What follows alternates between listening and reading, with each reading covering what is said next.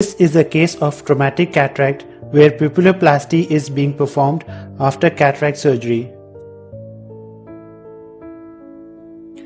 I am using a 9-0-proline suture and passing it through the limbus.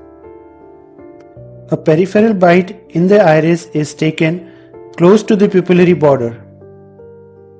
A 26 gauge needle is now passed through the limbus on the other end, and a peripheral bite of the iris tissue is taken in the similar fashion close to the pupillary border.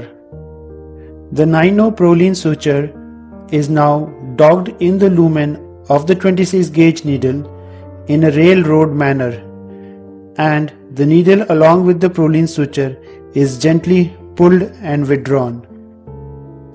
The inside suture loop is now pulled out using a Sinskey hook or a McPherson forceps. Once the loop is withdrawn, now we have a suture end and a loop. We will now pass this suture end through the loop and give 4 throws. Watch carefully here. 1 throw,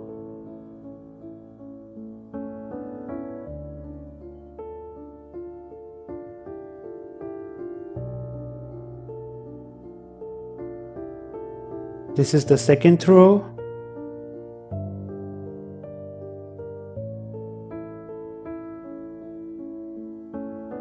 3rd throw,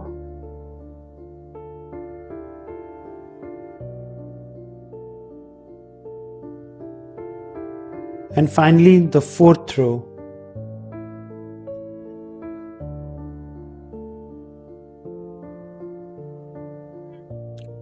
So once you have given 4 throws, you can now pull the suture end on both the sides.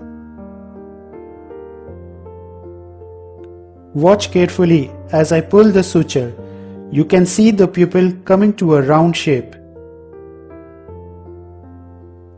Finally, the suture ends are cut with a vitreoretinal scissor, and thus a single pass 4 throw pupilloplasty performed.